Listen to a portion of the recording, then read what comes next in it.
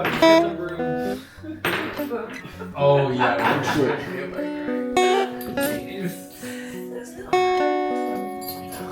You trying to smoke it? Wanna go ahead? Okay. Hello, sir. How's it going? What's your name? And what do you do? Who are you? My name is Sunday, and I am an artist, visual artist, a musician. Yeah. You're gonna open up with a little track.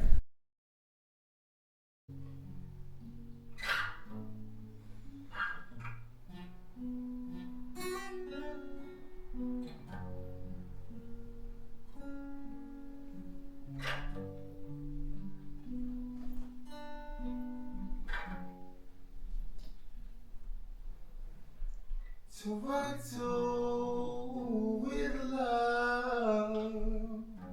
I've been cutting through the grief in these streets, trying to make it in this city of dreams. Some of the world, why they say it don't belong to me.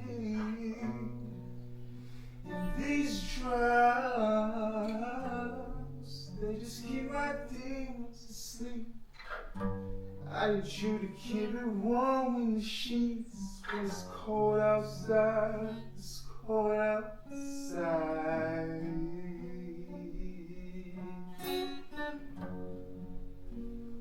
Whoa,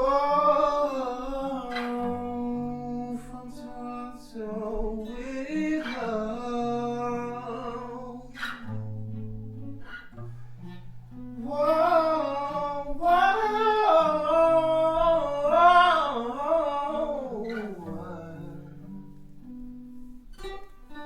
With love, how did you find me in this lifetime? Swear I've seen those hazel eyes before. First time I've seen you, it's like I've known you for 1,000 years. How could this be, darling? How could this be that I found you? Oh, what I do? Wanna make sweet love to you. Sweet love, sweet love, sweet love. No, babe. In the city,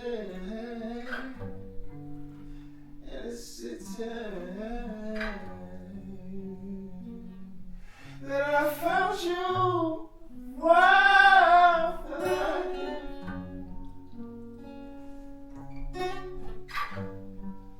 what is sweet love to you?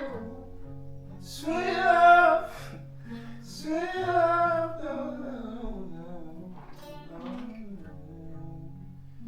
City. In the city.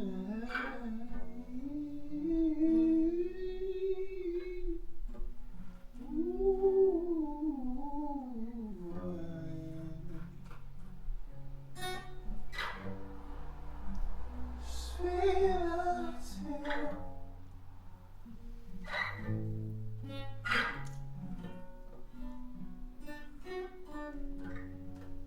In the city.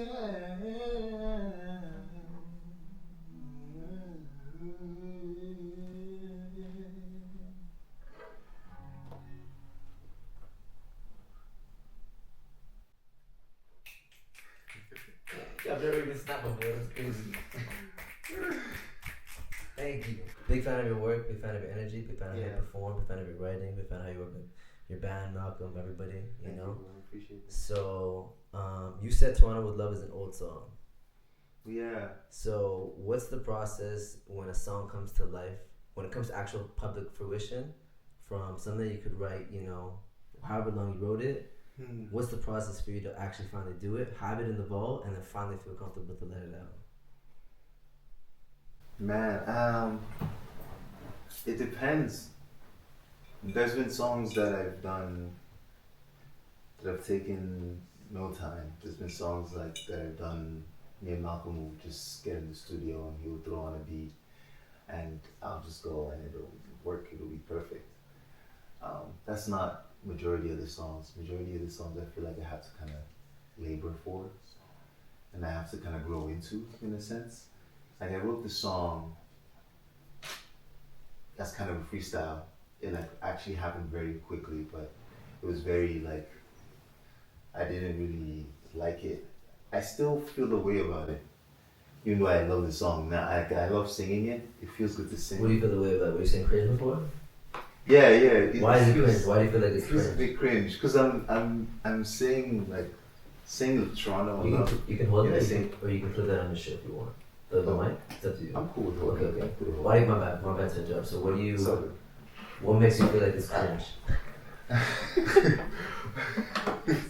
What makes you feel like it's cringe? it's like a saying Toronto and love in the same sentence for me is like kind of hard because it's like it's Toronto. I don't feel very. I don't. It does. It's not even a love song. Really, to Toronto in a sense, like it's. And I thought it was when I saw the title. You know what I'm saying? Yeah, it's kind of about being in love in Toronto and kind of being in love with myself and but also with other people, which is kind of a reflection of, my love for myself in a sense, I think. A lot of this, that song is very, it's like, it's talking about grief and talking about like distance. And then meeting someone who feels like they feel you completely and then pouring yourself completely into them, for like better or for worse. Is it based on a specific situation or multiple scenarios that you found yourself in love in Toronto? It's definitely based on multiple scenarios. Why did it take?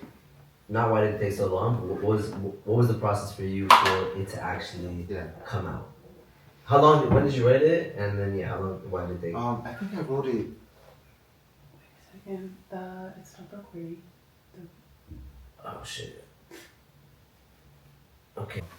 I have a theory about like how I started writing with I started writing a song. There was like a big bang. It was like I played guitar and tried to like learn songs for years, but then around like 2020, 2021, a lot of songs. I just started writing songs. I think it was some heartbreak, that I went through, and I just finally got it. I feel like life finally clicked in a sense, like my words finally started to make sense to me, and like music actually started to.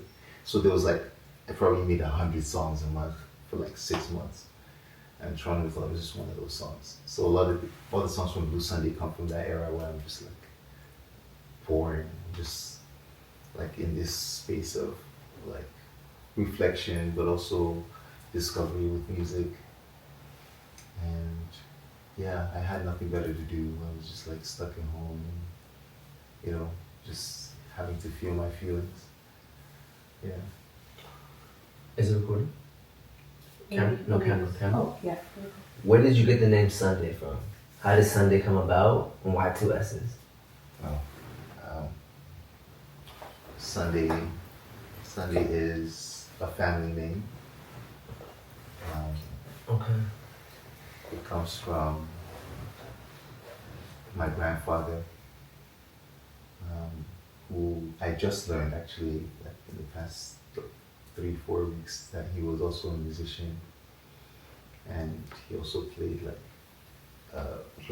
a earlier form of guitar, which is crazy, like a traditional guitar. Okay.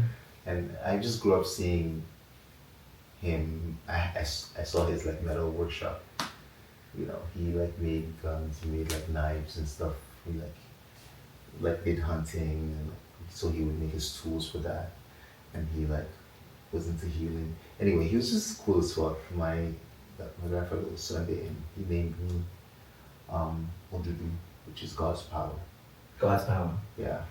And as I grew up, I kind of started to come into myself, and I'm also born on Sunday. I'm the only one in my family that is born on Sunday. So, And you did the EP release was on Sunday. yeah, Okay. yeah. So it just kind of made sense for me, like as I kind of grew, to take that, like to kind of carry the family name and go by the family name. Yeah, it's And then just because I'm tweaking, it's recording, right? Mm-hmm. Okay, mashallah. Where does Sunday, so your grandfather, where does your family, your lineage originate from? And how long did you spend outside of Canada before you came here?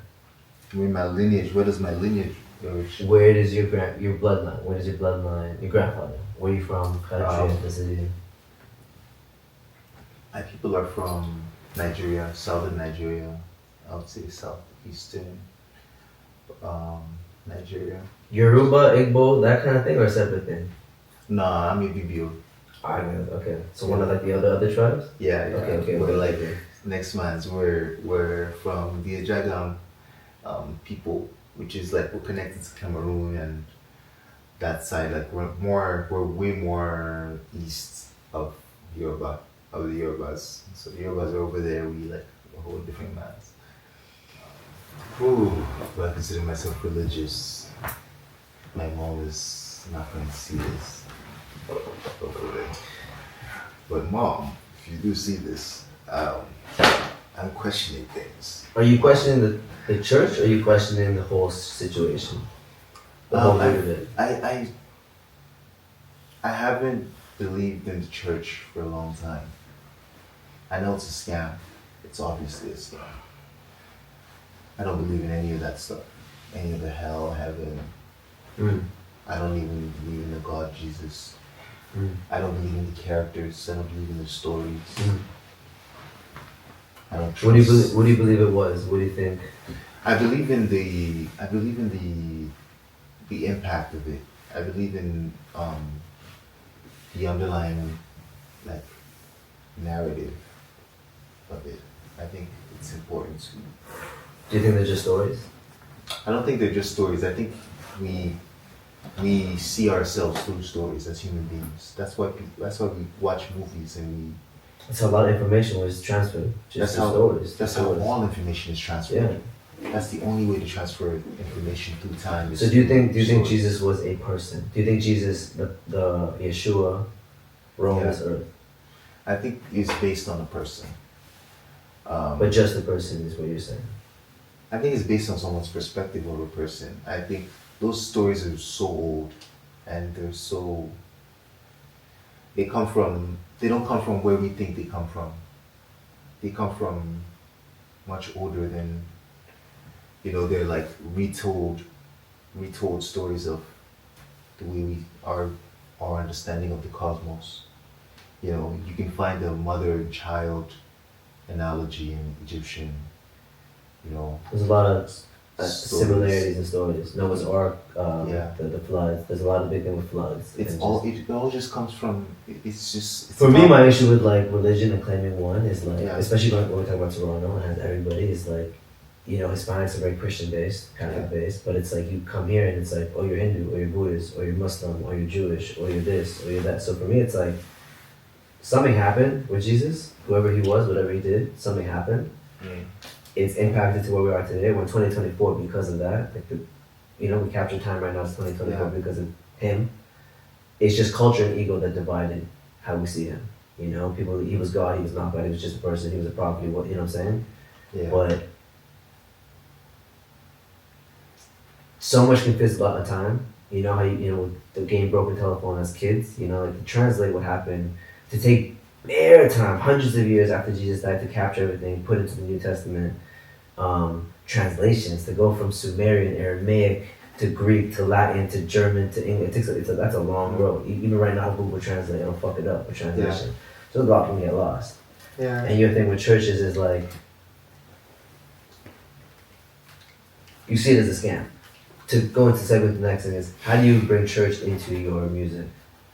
I don't just see church as a scam, because I think I see Christianity as a scam.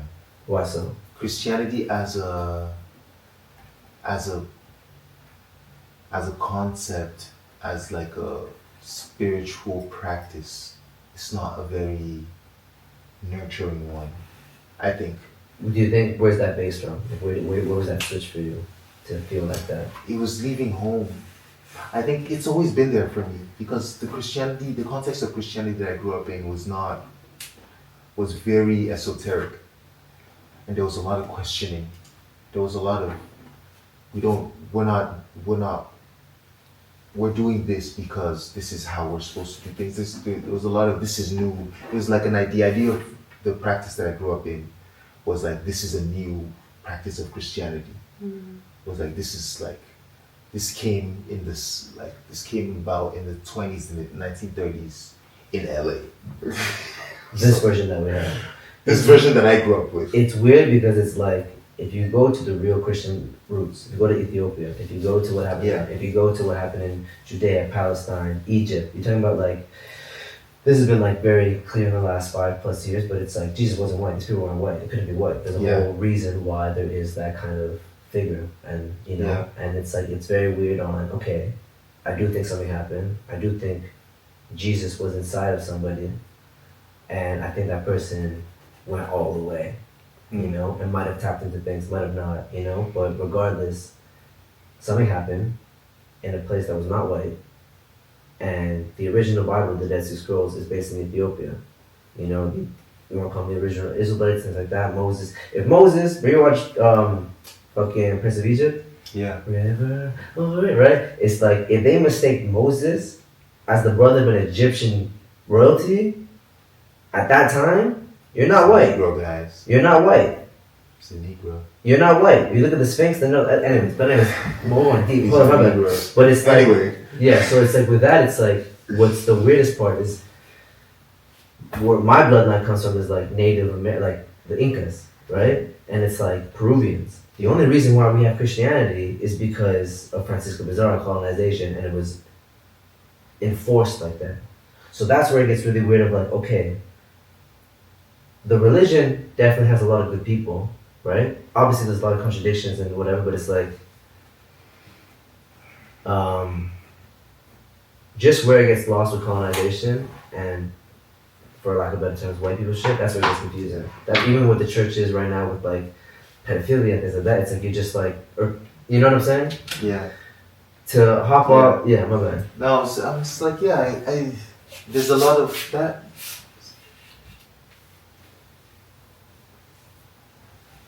I feel like I don't think anybody is essentially wrong.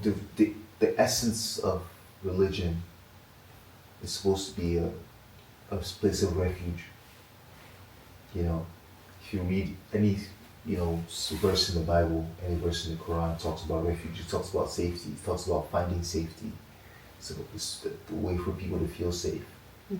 So that's why I can never be like, that's a scam completely, you know, because it's not. It's really not. It's like people have spiritual experiences with this stuff. Like, if you really love an artist, you will have a spiritual experience in space with other people who share wherever 2 or 3 are gathered.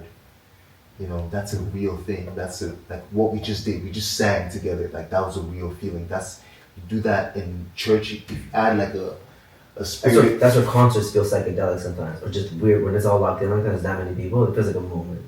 Yeah, that's what people like go to war for, you know, to try to preserve, you know. It's like that feeling of community.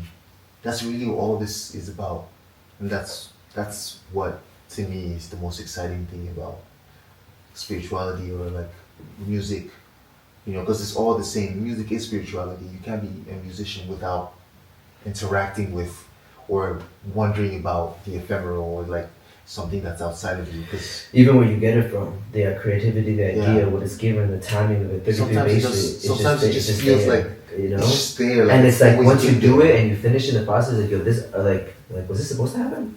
And I just showed up. Yeah. You know what I'm saying? Where does that come from? It, you know, regardless of what you believe in, it's like there are moments where you're like, oh, I'm here, and then you go the opposite, like I don't want to be here. I'm not trying to be here. You know. Yeah. To finish with the Christianity thing is like, what Toronto has given me is it's hard to be like, I'm right. Especially with the history of how we got Christianity with Spain, the UK, with France, with Portugal, with Spain, you know what I mean? With all these places colonized everywhere. Yeah. It's like, it's hard to be like, no, we didn't know about the rest of the world at that time. Obviously, something happened in Jesus' time, but something was happening in Lower Africa, South Africa. Yeah. Something was happening in Tanzania. Something was happening in Asia. The Asian history goes crazy long. Something was happening in North America with the natives. Something was happening in the Pacific Islands. You know what I mean? It's like, to say that that is the only thing, especially how it was brought to us, it's hard to be like, well, I'm right, because it feels almost egotistical to be like, oh, I respect your belief. Yeah. You're just wrong, though. Yeah. Like, oh, you believe in Vishnu? No, I respect you. But it's like, you got bad people. We got Allah, and that's it. Yeah. You know what I'm saying? Yeah. But anyways, with that, it's like, I just want to transition to a super random question. Who is Bell Hooks to you, and how has she impacted your life? Oh God. Bell Hooks. I read this book called The Will to Change by Bell Hooks. It's very,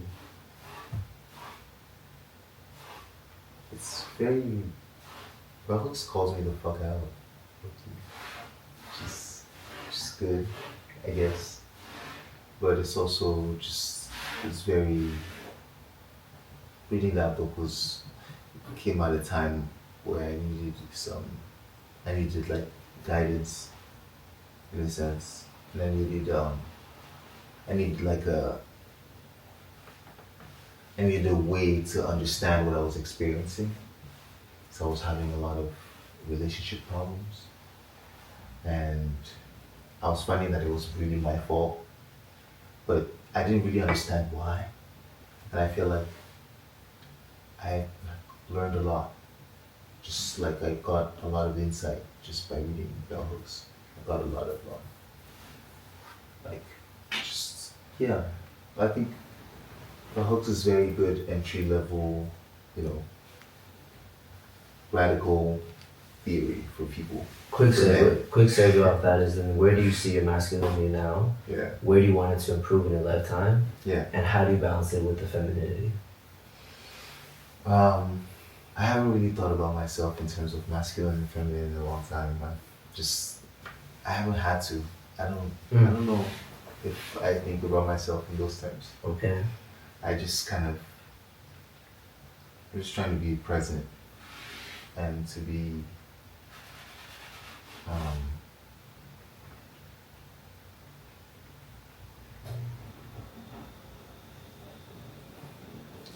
present. Yeah, a lot of what I've struggled with is dissociation and not being able to feel my feelings. Like learning to feel my feelings, and that's what music is also part of this process. So when Your face changes when you're performing, fam. Yeah. You're letting something out. Even if it's repetitive that you perform it bare times, it's like, that's what I'm saying. Once you lock in 3-4 songs in, something happened. The energy changed, you tapped into something, everybody feels it, and it's like, you close your eyes, bro, and when you start smiling, you're doing your thing, it's like, a lot of artists have that moment, and it's like, yeah. Yeah. It's something feels very ancestral, feels very ancestral, feels very easy. I don't remember ever learning anything. I just kind of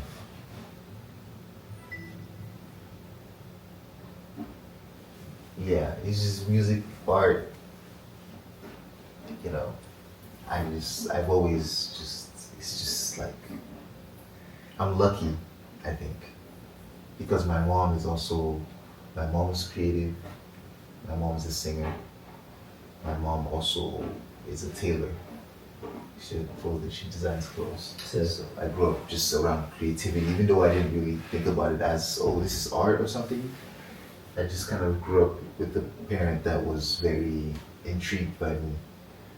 She's still intrigued by me. She's still like, it's cool. I knew you do music. Like that's my homie. So I was very lucky with that, and I would draw and I would show her. I've been drawing since I was like a baby.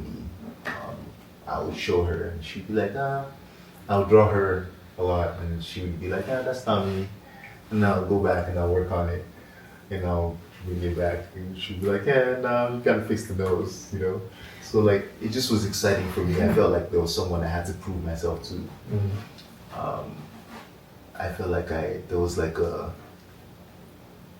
I felt like there was, I was encouraged to just be a crazy, just creative kid, and they didn't push me to go outside much, and I was just like, I didn't learn much social skills. I was just, all I did was just pour into myself, into my curiosities, and play video games and draw and sing, and Just being. just be. And I had my sisters running around, they were just like, do their thing, whatever. It was just I grew up in a very, I've had a very peaceful childhood, I think, for the most part. To segue real quick with the last two questions for time and shit. You grew up very peaceful, you get older, the world slaps you. It slaps you as a man, it slaps you as, I can't speak for this, but just from what I've heard over, slaps you as a black man differently. Yes. It's like, so how do you, no, you post bare shit on your Instagram stories about maybe like political shit, social, cultural shit, ethical shit, things that's going on in the world. Yeah. Could be about whatever topic, could be about, sexual rights, it could be about political issues, Israel, Palestine, you know what I'm saying? Very childish question. If you were a president, prime minister, if you had a leadership role, what do you think is like some of the most basic shit to bring a little bit more peace into world conflicts, into how we treat each other? Just as if like a 7-year-old asked you. Yeah. How would you help the world? How would I help the world from a 7-year-old's perspective? I think something I've been thinking about a lot is how similar we actually all are as indigenous people, like all over the continent. Sure. And I think it's really stupid that we don't hang out more. And just like... How do you think it got divided? Huh? How do you think it got divided? Right? Anyways, moving on, let's move on from this moment. That's the problem. But now we're all here. That's what I'm saying. Toronto's so different. It's like all our ancestors, the whole lineage, the amount of history your family has gone to in Nigeria, Peru, Jamaica, Australia, Jamaica, shout out Viad. All the fucking people, bro. All the thousands of years to land here. Apparently shout out colonialism, brought us here. You know what I mean? Shout out apparently. We gotta make something out of it. We're here, bro. Toronto is, I'm telling you, Yeah. Toronto, the United States of America is the Babylon. Toronto is this civilization's, this era's melting pot that every single intelligent civilization has had. It's happened in the Amazon, it's happened in Egypt, it's happened in bare places where civilization has risen up, or like not just risen up, but a place where everybody comes to as a hub. Plato's potential, fucking Atlantic, bare shit that like throughout these stories that are talking about these floods, these stories that like are captured in the Bible and sacred scripts of like something happened. We're here, Egypt, something happened, and then cataclysm, dinosaurs, God, aliens, whatever happened, something happened that stopped it, rebuilt it. Now we're here, and now we have an opportunity to run in 2024 with technology, with the access information, the easiness to do things. Like there's a lot that can happen. Yeah. And there's a lot that will happen. So I think art does play a role into this piece. Yeah, I think the artists are going to be a huge factor into the change of everything. Yeah. It's the artists who are you go to an artist thing, it's like event. If you're really there as an artist, you really don't care who's there. Nobody feels weird. There really are safe spaces here. Yeah. I don't know her like that, but shout out Bambi. I've always heard that she does a lot of events for bare time. From Jerk, you know what I mean? When she was spinning. She's been at it for years. And all of her is just like safe spaces. It's the artist who's like, I'm just chilling. I'm trying to do my thing. I'm trying to have fun. I'm trying to, you know what I mean? Like, I'm questioning everything because everything's dumb. We understand what white people shit is, for lack of better terms. My bad. It's like there's a lot of shit that I'm excited for. To finish it off, how do you see yourself integrating in that, and what kind of impact do you want to have? Maybe not as a legacy, but how do you want to leave this earth? Oh man, it's a good question. I think one thing I want to, if it's the last thing I do, I really want to encourage people to study history and study their history and like share it. and contextualize the history and in today's, in the modern context, like learn whatever your history is, learn about it and embody it and try to recontextualize it for the modern day. Because that's what if you don't do it, someone else is gonna do it to your history and you're gonna hate it when it happens. You know, and it'll probably be some white guy that does it That's to your a history. bar and a half. Yeah. So Thank you, bro. Thank you for your time. I know there's a lot of beating, or just my bad, just like a lot of just like little difficulties type shit, bro. Thank you for your time. It's been we got late. through it though. We got through it. through I appreciate you. I believe you're gonna do your thing. I hope we can do this again. Thank you for your time. Thank you, man. Thank you for having me. Let's set up this mic. I gotta take a piece so bad. Do these songs, whatever you choose to do. And he is at SSunday, 2 S's, right? SSunday? Yeah. On Instagram. You got your EP out on Spotify. Zoe. No, Zoe, can I actually do one with you at some point in the next month? Not at 5 in the morning. You gotta talk about your art. Yeah, I would love to. You can do while you're painting. Just tell me while you're painting it up. That'd be sick. And I promise I've you, attempted interviews your before, but face I doesn't have like to be on camera.